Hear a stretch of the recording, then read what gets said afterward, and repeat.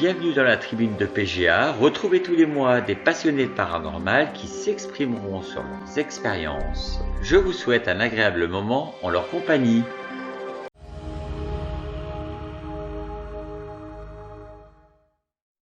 Bonjour à toutes et à tous, je suis Joël de Dessine-moi un fantôme.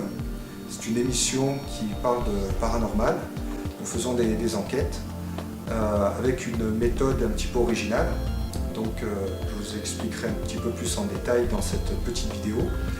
Mais tout d'abord, je tiens à remercier chaleureusement au nom de l'équipe de Dessine-moi un fantôme et moi-même, Laurent Azzeri et son équipe de Ghost Activity pour nous avoir permis de faire cette tribune, d'avoir une tribune sur sa web TV. J'en profite aussi pour saluer tous nos followers, nos membres, qui sont de plus en plus nombreux. Là, ça nous fait plaisir. Et voilà, je vais à présent m'exprimer sur ceux qui ne connaissent pas, ceux qui ne connaissent pas notre méthode, pourquoi Dessine-moi un fantôme, en quoi ça consiste, quelle est un petit peu notre singularité. Voilà, je vais tout vous expliquer dans une petite vidéo qui durera entre 4 et 5 minutes, peut-être 6. Voilà, j'essaierai de ne pas être trop long. Le concept est né il y a environ un an, c'était en juin 2015, je crois aux alentours du 13. J'ai eu l'idée comme ça de faire comme des portraits robots, en fait d'entités, parce que je sais que certaines médiums peuvent voir ce que la plupart des gens ne peuvent pas voir. Ils ont comme, si dirais, un don, peut-être qu'ils l'ont développé plus que les autres, peut-être qu'on l'a tous, je ne sais pas. Mais en tout cas, ils ont des capacités assez incroyables de rentrer en contact avec le monde des esprits. Et comme nous, on ne peut pas le voir, et fatalité ayant deux sœurs médiums, capables de voir des choses, alors je pourrais vous raconter des centaines d'anecdotes. Alors je me suis dit, vu que moi dans la vie je suis dessinateur, je me suis dit je vais faire comme le font la police. Ils recueillent un témoignage et ils vont faire le portrait robot par rapport aux descriptions du témoin. Et ça fonctionne de la même façon, sauf que là ce sont des visions médiumniques. Donc ils voient des fantômes. Voilà. Donc j'ai posé la question à mes sœurs si elles acceptaient de partager cette expérience. Au début, c'était même pas l'idée d'en faire une émission, mais d'en faire une expérience. Le nom est arrivé un petit peu après, assez rapidement d'ailleurs. Mais je leur ai dit, voilà, est-ce qu'on doit aller visiter un château hanté, un cimetière, comment ça marche? Et elles m'ont dit, mais les fantômes, on les voit n'importe où, n'importe quand. Ils viennent nous voir parce qu'ils savent qu'il y a des gens qui peuvent les voir. J'ai dit, ah d'accord, ok. J'ai dit, est-ce qu'il faut faire une prière, un tableau Ouija pour les invoquer? Elle dit, non, non, s'ils veulent venir te voir, ils viennent te voir et ils vont essayer de te communiquer des choses. Alors, j'ai dit, écoutez, je vous suis, vous allez où vous voulez. Moi, j'ai un appareil photo qui filme et on n'a qu'à faire comme ça. Je filme, vous me dites si vous voyez une entité, je pointe ma caméra dessus, et vous me la décrivez, vous me dites voilà, je vois un vieux monsieur, une petite fille, je ne sais quoi. Et moi ensuite, d'après les descriptions, je vais essayer de croquer, de faire un dessin assez simple, mais pour essayer de retrouver la personne et peut-être de le montrer aux autres. Et là, lors de la première enquête, on n'est même pas allé faire un cimetière ni quoi que ce soit, on s'est simplement baladé dans les rues d'un village, mais pas n'importe quel endroit, un endroit dont elles me disent qu'elles sentent un certain malaise. Il y a beaucoup de peine, beaucoup de choses, ils disent que c'est chargé. Ok, donc nous y avons été, elle m'a décrit une petite fille blonde avec des nattes autour d'elle, un peu comme Leila dans Star Wars. Et donc vraiment une description très précise. Donc j'ai filmé cet arbre où elle se cachait. Et donc j'ai commencé à analyser. Et avec Photoshop, j'ai commencé à faire des imprimés écran.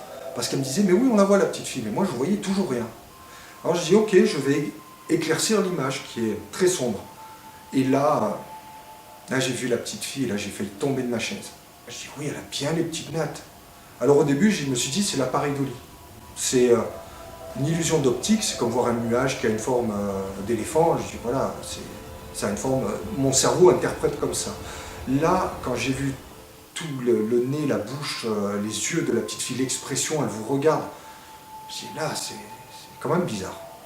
Mais comment c'est possible de la voir 4, 5, 6, 7, 8 fois à différents endroits, avec différents angles de vue? Donc si c'est le motif de l'arbre, la texture de l'arbre et la moisissure qui a donné un semblant de visage, pourquoi alors est-ce que je vois cette petite fille sur une poubelle, sur du goudron, dans un feuillage, et toujours le même visage, les mêmes nattes? Donc voilà, j'ai commencé à dessiner les fantômes. Voilà. Donc après, Dessine-moi un fantôme, c'est devenu voilà, le nom de l'émission. Donc on a tourné 4 épisodes en tout. J'ai mis au point une sorte de protocole, ça n'est pas scientifique ce que je fais, je ne le revendiquerai jamais. Une interprétation artistique sur une enquête faite par un médium quasiment. Donc il n'y a absolument rien de scientifique dans ce qu'on fait, donc on ne peut absolument rien prouver. Donc je remercie nos abonnés, Laurent Thierry et son équipe. Et j'ai hâte de voir bientôt pour un nouvel épisode de Dessine-moi un fantôme. Voilà. À bientôt, merci, au revoir.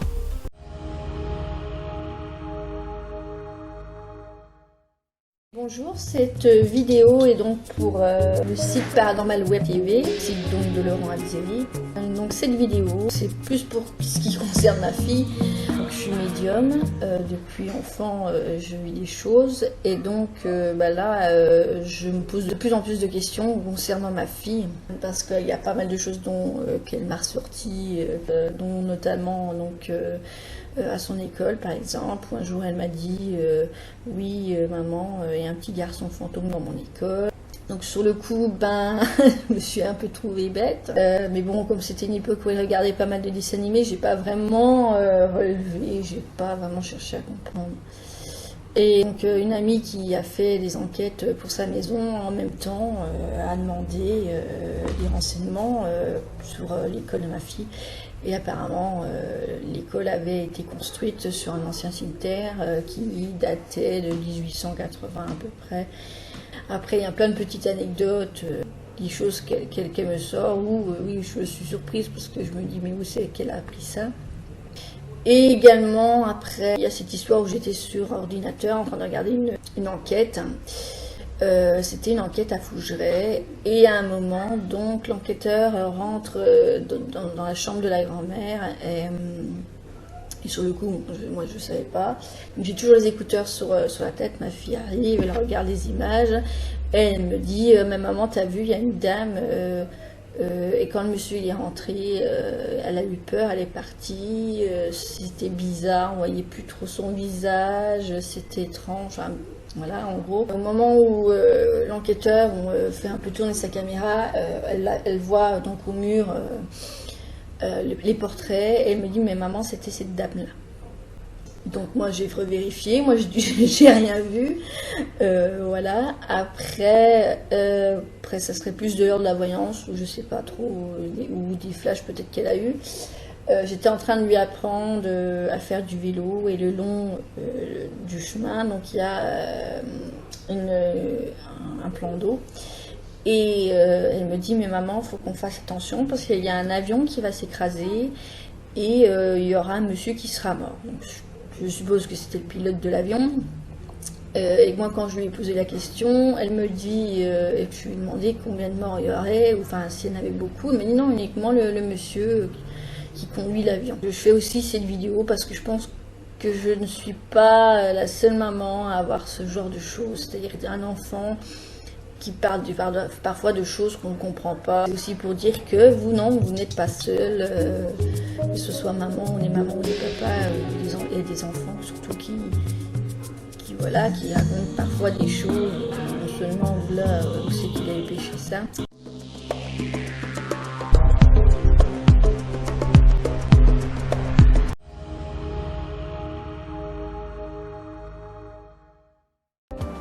Bonjour, je m'appelle Thierry Reinhardt, je suis originaire de Moselle et j'exerce notamment la profession de magnétiseur. Lorsque ma grand-mère maternelle est passée de l'autre côté, après une longue période de deuil et de larmes, des changements ont opéré en moi. Je me suis mis à la méditation, au végétarisme, à une alimentation bio, à lutter pour la cause animale.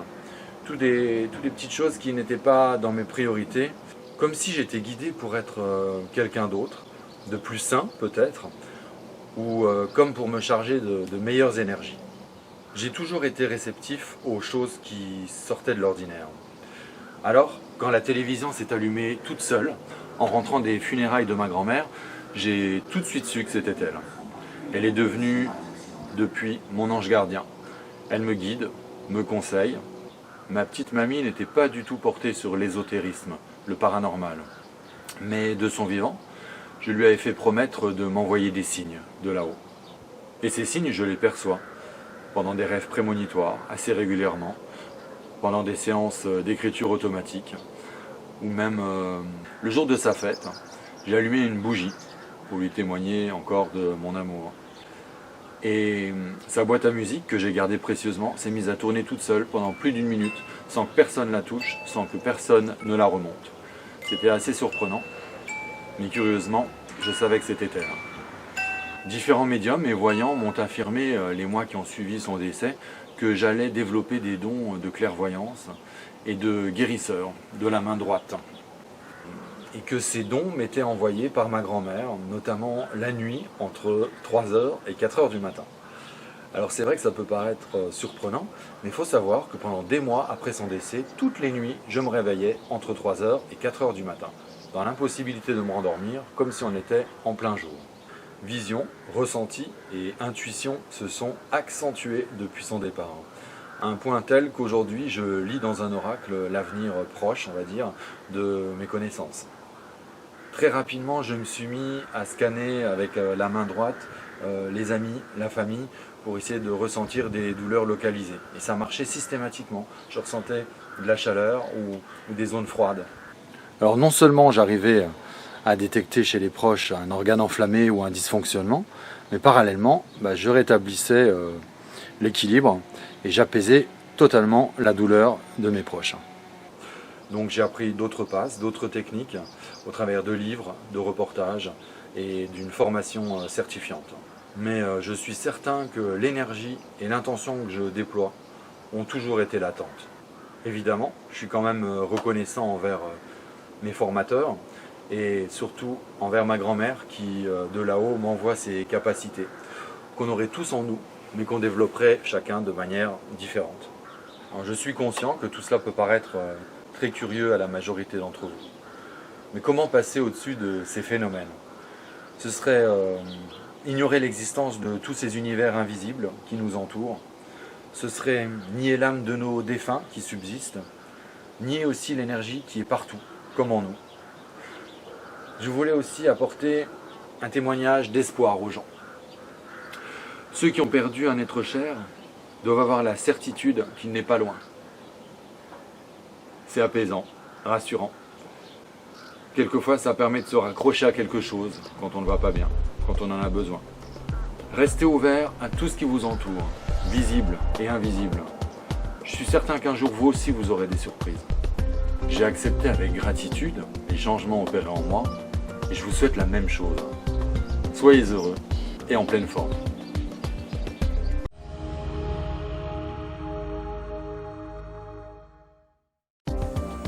Salut à tous, je me présente, Michael, le président de l'association Provence Investigation. Nous sommes en fait de temps en temps chargés de petites missions pour mener des enquêtes sur divers endroits qui seraient potentiellement hantés, soit chez des particuliers ou des entreprises, et parfois des lieux abandonnés. Je suis aussi un peu bricoleur, donc j'ai conçu ceci qui s'appelle le PC Ghost. C'est un peu ma fille qui m'a donné l'idée, et puis c'est quelqu'un qui a vu l'objet, qui a été intéressé et qui m'a donné un nom. Donc du coup, je l'ai soumis au vote et le PC Ghost passe assez bien. Donc ça sera le PC Ghost. Il y aura d'autres modèles, mais bon, ça c'est le PC Ghost 1, c'est le prototype. Donc à savoir le zoom, la lampe ultraviolet, donc qui elle balance assez bien. Les UVA ici, donc en haut en appoint et en bas en longue portée. Bon, ça clignote de temps en temps, c'est encore un peu à mettre au point. Mais bon, voilà, vous pouvez voir. Ici, de l'autre côté ici, une lampe normale. Qui lorsqu'on l'active, bon, c'est un... Voilà, vous voyez, tac. Voilà. Hop. Plus forte puissance. Il faut que je règle encore la mire parce que c'est pas encore bien au point. Mais bon, voilà. On peut le voir quand on n'a pas trop de pognon et qu'on a envie d'avoir un peu de matériel du tout en un. Il suffit de faire ce genre de truc, c'est assez pratique. Et ça permet à l'enquêteur de pouvoir se concentrer sur l'objectif qui nous est fixé, c'est-à-dire l'enquête. On peut voir aussi derrière, si on utilise un téléphone, l'avantage d'un téléphone c'est qu'il va capter, il va avoir plus de sensibilité que certains appareils. Donc vous pouvez voir, il filme ce qui se passe derrière et il capte les zones infrarouges. Donc, ils doivent être encore un peu modifiés, mais il les capte quand même. Donc voilà. Donc c'est assez pratique. Et quand on envoie l'UVA, il suffit de régler un peu la lampe, faire la mire, et c'est bon.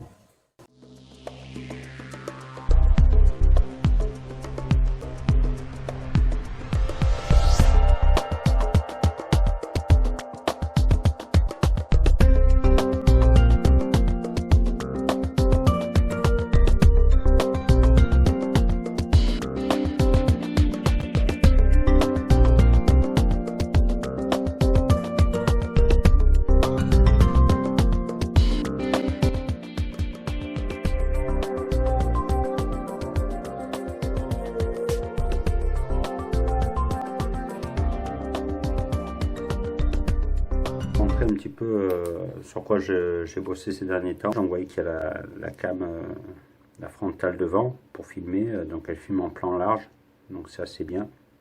J'ai aussi pour la caméra de devant un récepteur que je peux mettre au poignet, donc voilà.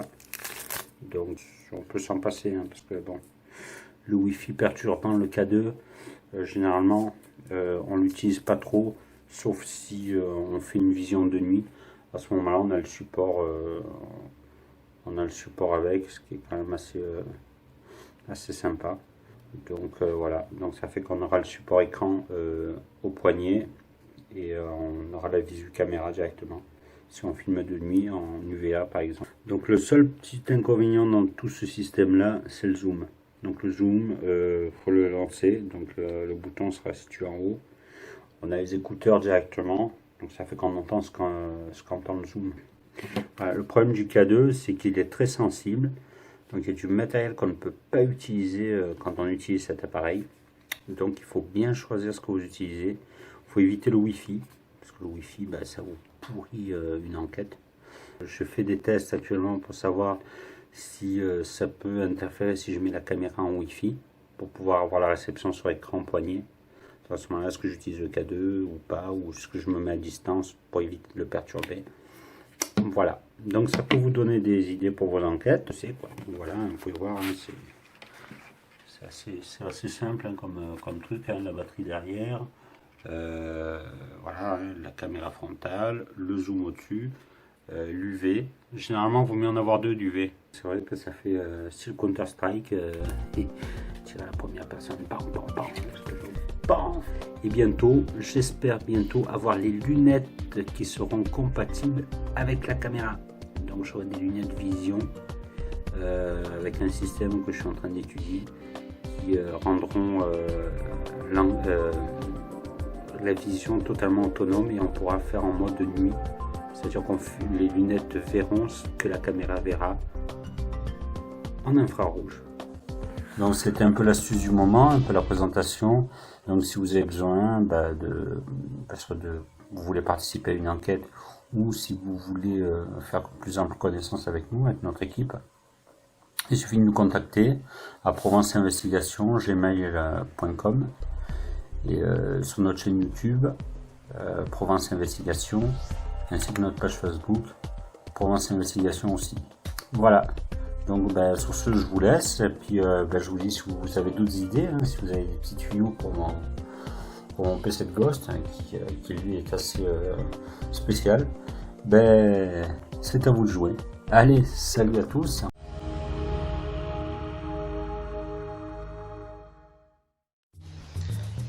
Mesdames et messieurs, bonjour. Donc je me présente Françoise, je suis là pour témoigner de divers problèmes que je rencontre chez moi au quotidien.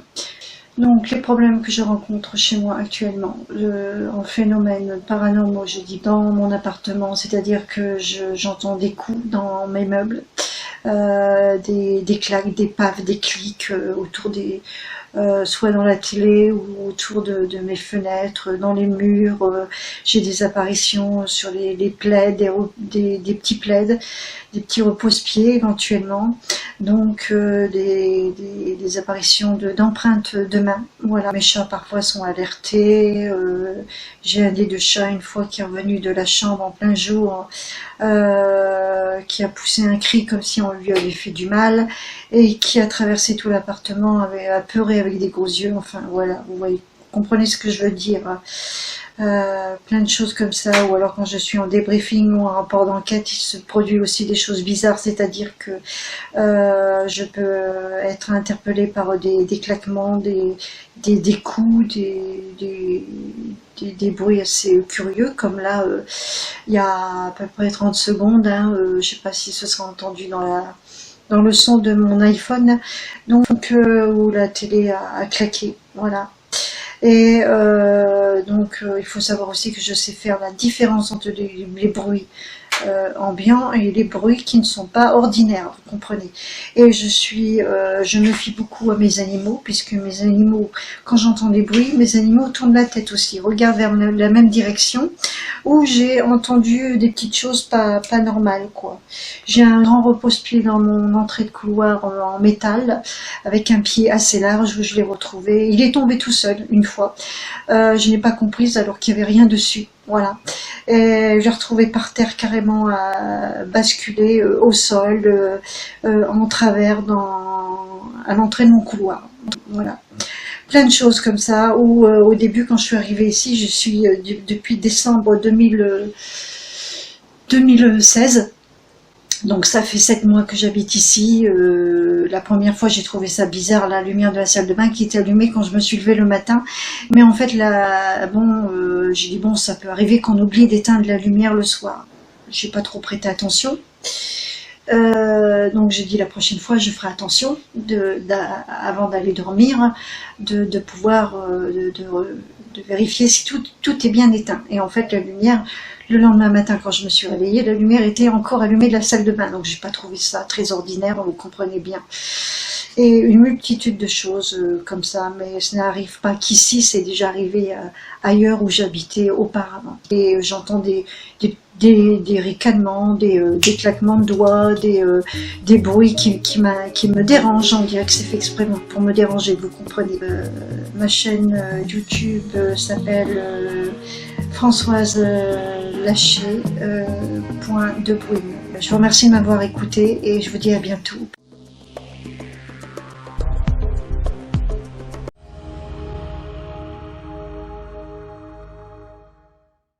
Je me présente, je m'appelle Hassan Shams, j'ai 52 ans. Je vais vous parler d'un fait paranormal qui m'est arrivé le 16 février 2004 à la suite d'une prise de vue de mon portrait personnel avec un appareil photo Polaroid. Et j'ai capturé ce phénomène paranormal à travers cette photo Polaroid et qui est sans flash, je tiens à le préciser. Donc je vous montre la photo en question, le retrait de la photo d'abord. Puis le verso de la photo. On constate sur cette photo qu'il y a une lueur jaunâtre qui n'est pas issue de notre monde, puisqu'il y a 3 reflets lumineux sur mon visage, au lieu qu'il devrait avoir qu'un seul reflet lumineux. Donc d'après l'ordre de la physique, c'est impossible. Donc on sent que cette lumière n'est pas d'origine terrestre, mais qu'elle proviendrait plutôt plus d'une autre dimension, d'un monde super lumineux, d'un plan subtil super en autre, au-dessus d'une autre, ou bien au-dessus d'une autre. Donc par conséquent, cette photo n'est pas d'origine terrestre, quoi. Donc, et que représentent ces lumières à côté de ma tête?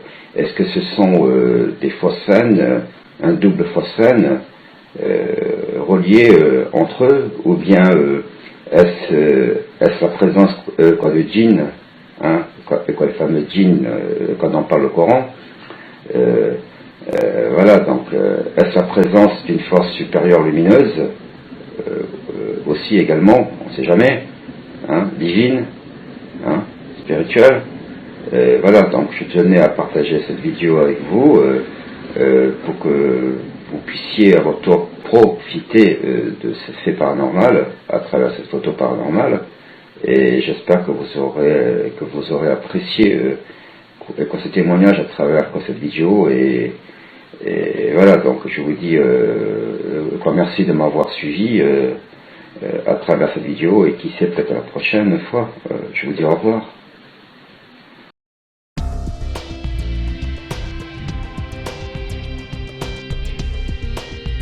Un peu étrange chez vous. Ça fait combien de temps que vous habitez dans cette maison? Ça fait 1 an qu'on habite ici. Cette maison, elle appartenait à qui? Elle appartenait à mon grand-père paternel. Elle a été construite par lui-même. Et avant de construire cette maison, il y avait une autre maison d'avant-guerre qui a été détruite pendant la guerre. Donc on a détruit l'ancienne maison pour construire celle où on se trouve ce soir. Tout à fait. Et depuis que vous y êtes, vous constatez des phénomènes étranges. Oui. Il se passe des choses. Oui. Donc ça vous a fait peur, ça vous a alarmé, ça vous a surpris. C'était surtout ma fille qui m'a fait peur. Quand un enfant de 5 ans nous dit « Maman, j'ai peur, il y a quelqu'un devant la porte », on se pose des questions. Quand elle disait quelqu'un, elle le décrivait? Elle disait que c'était un monstre, un homme, de petite taille. On dit que la vérité sort de la bouche des enfants. Oui. Donc est-ce qu'on doit douter d'un enfant qui nous appelle au secours, maman? Quelle a été la réaction de cet enfant? Elle est venue dormir avec vous le soir? Ah oui, j'ai pas elle voulait cherché à plus rester. comprendre, je l'ai pris avec nous dans le lit. Donc c'est vous qui aviez peur ou c'est... Non, c'est la C'était façon dont elle a réagi. Elle s'est mise à trembler, à hurler. Elle était traumatisée. Je ne pouvais pas la laisser dans sa chambre toute seule. Il fallait que je fasse quelque chose, il fallait que je la prenne avec nous. Alors, est-ce qu'on s'est posé la question si c'est le fait que vous avez changé de maison, qu'elle ne connaissait pas, qu'elle n'avait pas de repères? Non, elle venait avec nous dans cette maison quand elle faisait des travaux, donc elle connaissait la maison comme Et c'était la maison de arrière-grand-père. votre arrière-grand-père. Vous aviez vécu des choses, vous, enfant, dans cette maison? J'avais toujours peur d'aller dans cette maison. Je ne sais pas pourquoi. Elle vous faisait peur? Oui. Mon père, il me disait, viens, on va voir mémé, ma grand-mère. Je lui disais toujours non. Je ne voulais pas rentrer dans Ils cette étaient vivants à ce moment-là. maison. Oui, oui, oui. Elle voyait quoi, votre fille, vous me disiez? Elle voyait un monstre, un homme de petite taille. D'accord. Et qui lui parlait ou... Non, il s'arrêtait devant la porte de sa chambre, il a fixé et il est reparti. Et il s'est passé des choses dans cette chambre? Vous pouvez Il est m'expliquer? joué, elle avait un petit nounours. Un petit nounours, il avait une sucette dans la bouche. Et quand on enlevait la sucette, il pleurait. Et ce nounours, il a pleuré tout seul, sans qu'on lui enlève la sucette. Il avait des yeux qui avaient de la lumière dans les yeux, il clignotait tout seul. Donc ce jouet-là, je l'ai jeté. Tous les objets... Pourquoi les jeter? Non. Avoir un nounours qui s'allume complet en pleine nuit, non. Je préfère le jeter alors. Donc vous avez tellement eu peur que ça se reproduise que vous avez dit je préfère mettre ce jouet à la poubelle. Parce qu'on aurait pu l'offrir. Mais non. Oui, offrir un objet hanté à quelqu'un, ça se fait peut-être pas. Non. Ça peut se faire. Il y avait une télé aussi, une télé pour enfants. Hein. Il fallait tourner un bouton pour mettre la chanson en route. Il s'est mis en route tout seul. Mais ça s'est arrivé en pleine journée.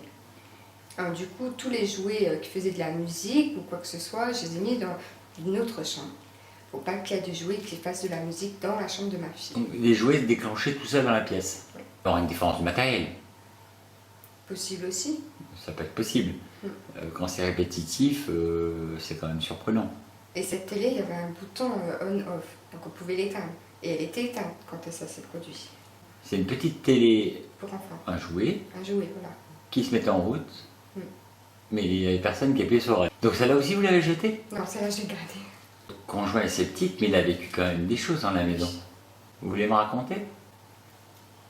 Lui, il dit, pour lui, c'est la poisse.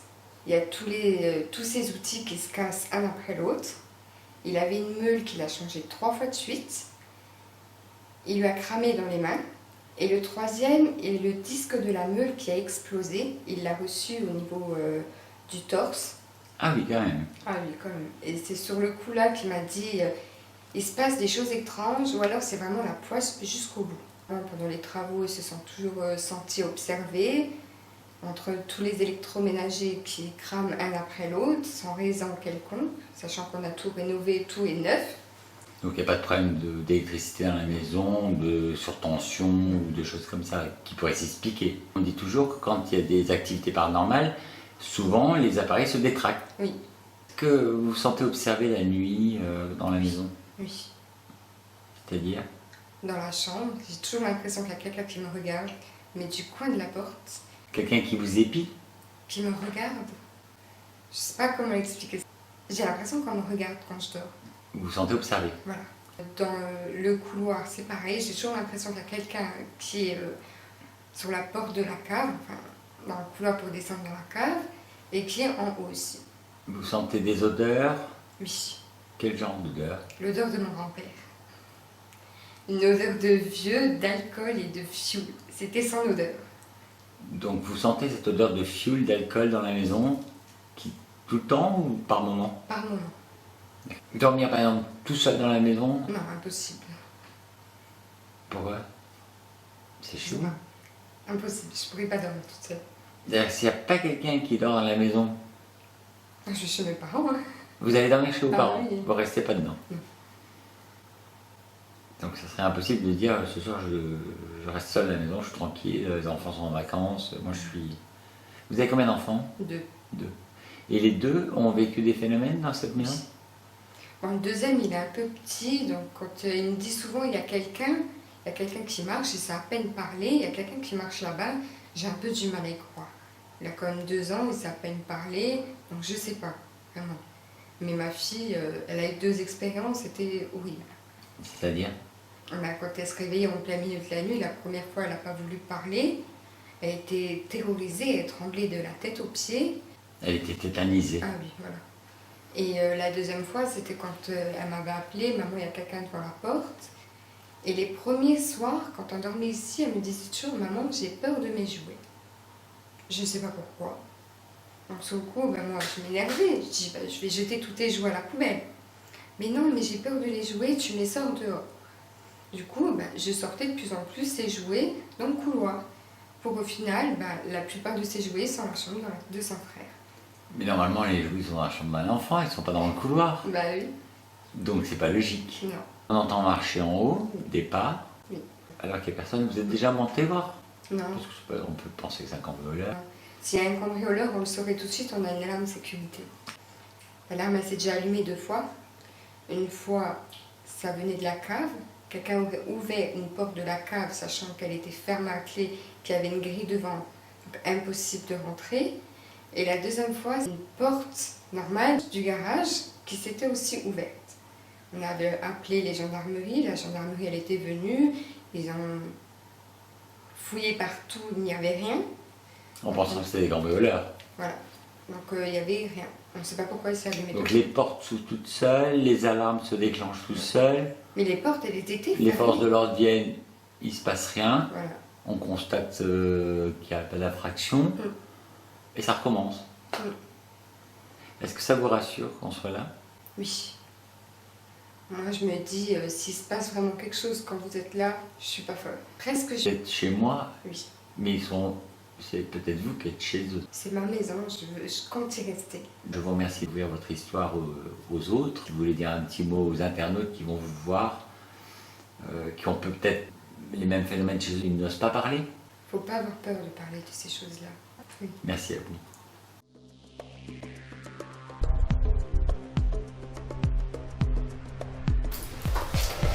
Bonjour, merci de me recevoir. En tout cas, merci de témoigner pour la tribune, pour nous faire part de votre expérience paranormale. Vous avez vécu des choses étranges il y a quelques temps et vous vouliez le partager tout simplement. Qu'est-ce qui vous est arrivé? On a eu des choses qui se sont passées dans la maison. Des choses? Des choses bizarres, étranges. Il y a combien de temps? Il y a quelques années maintenant. C'était lié à un décès? C'était Lié au décès de mon papa. D'accord. C'était après le décès de votre papa? Ouais, quelques années après. D'accord. Et vous pensez que c'est lui qui vous faisait des signes? Je pense que oui, parce que on l'a vu. Enfin, on l'a vu. Quand vous dites je l'ai vu, vous l'avez vu de vos yeux? On l'a vu de nos yeux, on était près de la chambre de mes parents. Oui. On allait chercher du linge et on discutait avec ma belle-sœur et mon frère et ma mère. D'accord. En relevant la tête, on a aperçu sa silhouette, quoi. Un spectre, quoi, une silhouette spectrale? Ça avait quelle couleur? Bah, il avait sa chemise, enfin, ouais, c'était lui, quoi. Il est habillé? Ouais. Avec des vêtements? Avec ses vêtements, sa chemise à carreaux. Vous avez été seul à le voir à la maison? Moi, ma mère et ma belle-sœur. Vous l'avez vu aussi? Moi je l'ai vu aussi, oui. Vous l'avez vu? Une chemise à carreaux, son jean comme d'habitude, sa coiffure normale, mais une fraction, hein, ça a duré une fraction. Ça s'est reproduit ou c'était... Bah, suite à ça, il y a eu, oui, il y a eu quelques... Le téléphone qui sonnait tout seul, qui faisait des bip bip. Comme si on vous appelait? Voilà. Et quand on arrivait près du téléphone, il n'y avait plus rien. Il n'y avait plus rien. Plus rien du tout? Plus rien du tout. La nuit, vous avez entendu des choses dans la maison? Oui. La nuit, il y a des choses, donc il y avait des voisins au-dessus. Et il y avait les meubles qui bougeaient toute la nuit, quoi. On aurait dit qu'elle faisait un déménagement toute la nuit. Il n'y avait personne, il n'y avait pas de... Et il y avait des gens qui étaient au lit, quoi. Mais ils dormaient. Ils dormaient, quoi, c'était la nuit, ouais. Tous les matins, je leur demandais, mais qu'est-ce que vous faites la nuit? Vous déménagez, c'est pas possible. Et la voisine me disait, mais nous, on fait rien. Ben, j'ai dit, écoute, nous, on entend des bruits de table, d'armoire. Comme si on tirait des meubles. Ouais, voilà, tout simplement. Et après, on entendait des bébés pleurer, faire du vélo, du patin à roulettes, mais ça toutes les nuits. C'est-à-dire qu'on entendait des enfants? Des enfants. Dans ma chambre où moi je dormais, j'entendais un bébé pleurer et le petit... Un gros lot? Ouais. D'enfants? Voilà. Vous n'aviez pas d'enfants en bas âge? Non. À la maison? Non. Et ça vous faisait peur? Moi j'avais peur, hein. Je dormais avec mon frère, ma belle-sœur, ma sœur, tout le monde dans la même pièce. Hein. Oui. Vous n'osiez pas dormir dans votre chambre? Non. Vous pouvez pas?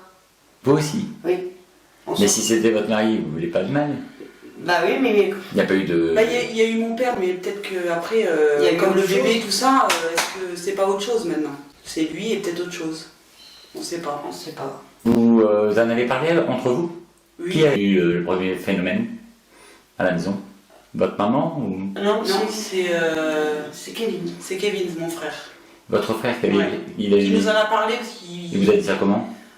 Naturellement, il est venu, il me dit il y a des bruits dans la chambre, il me dit je suis sûr c'est Jean-Louis. Ah, je dis arrête tes conneries. Jean-Louis, votre papa? Mon papa, ouais. Et sur le coup, on l'a pas cru, quoi, hein, et après ça a suivi derrière, quoi. Et sa copine l'a vu, parce qu'elle l'a jamais connu. Elle le connaissait pas. Ouais. Elle l'a vu, elle a dit oui, c'est bien Jean-Louis. Elle l'a décrit. Elle nous l'a décrit et on lui a montré une photo derrière et elle a dit c'est le monsieur que j'ai vu. Voilà. Elle nous a dit le monsieur que j'ai vu, c'est lui. Il était là. Donc c'est étrange. Bon, si on est seul à voir quelque chose, on peut dire qu'on hallucine, mais quand on est plusieurs, on ne peut pas halluciner. Une hallucination collective, voilà, c'est pas possible. C'est une preuve en général de hantise. Quand on peut constater le phénomène à plusieurs. Il y a eu des objets, des choses qui ont été déplacées dans la maison? Non.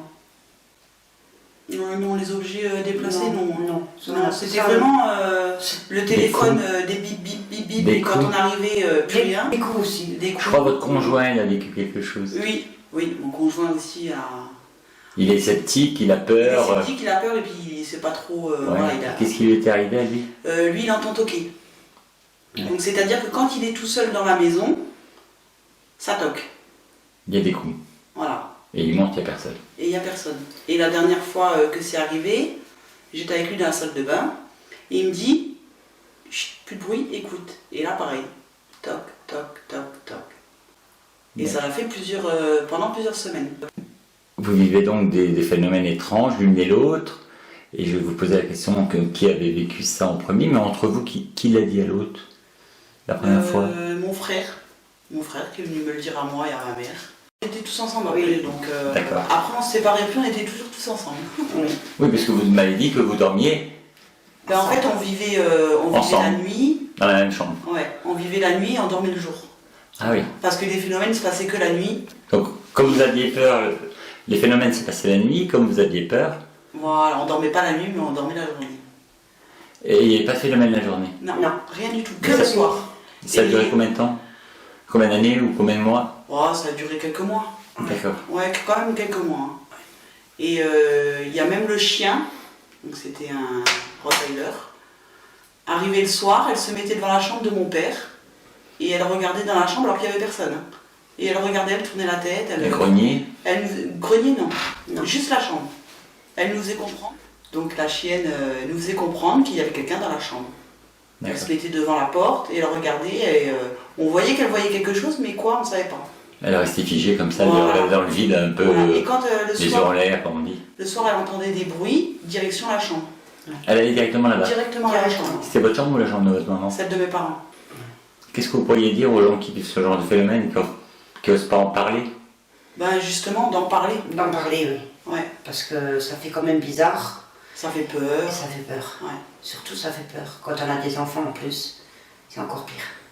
Oui, parce que les enfants, en général, ils mentent pas. Bah oui. C'est la vérité sort de la bouche des enfants. Donc si on vous dit maman j'ai vu ça. Voilà. Ouais. Et vos enfants ont vécu des choses? Dès qu'on voyait ça, on prenait des poussettes et on partait quoi. Parce qu'on pouvait pas vivre comme ça quoi. Vous ne pouviez pas rester dans la maison? Non, on pouvait pas. Il fallait sortir la nuit et rentrer pour aller dormir la journée, mais tous ensemble. Donc c'était tout un rituel quoi. Oui, on fuyait la maison. Oui, voilà. On avait peur, on fuyait la maison, on ne voulait pas y aller. Voilà.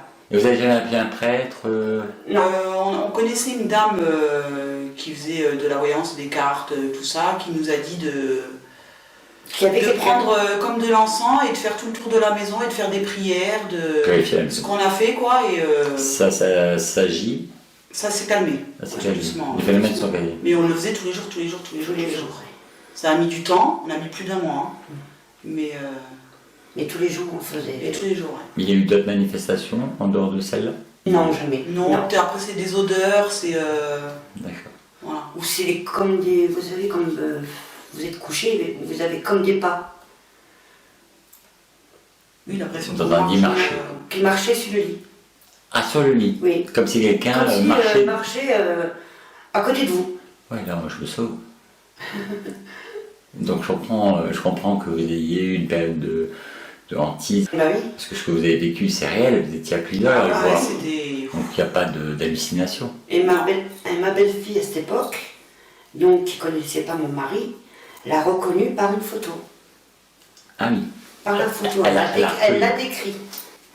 Ce qui veut dire qu'elle elle a été témoin du phénomène. Voilà. Du phénomène, oui. Phénomène étrange. Voilà. En tout cas, merci de nous livrer ce témoignage pour la tribune de Paranormal Web TV. J'invite les autres internautes qui vivent des phénomènes comme vous de se mettre devant une caméra 2-3 minutes et de nous raconter leur histoire et de nous l'envoyer. Parce que c'est vrai que ça ouvre le dialogue si on en parle. Oui. Ah, puis c'est important, parce qu'il se passe vraiment des choses... Des fois c'est affolant. Hein. Le fait d'en parler, ça peut aussi aider les autres. Là, ça soulage et puis ça aide les autres. Ça aide, oui. Ce qui n'est pas toujours facile pour les autres. En tout cas, je vous remercie. Merci à vous.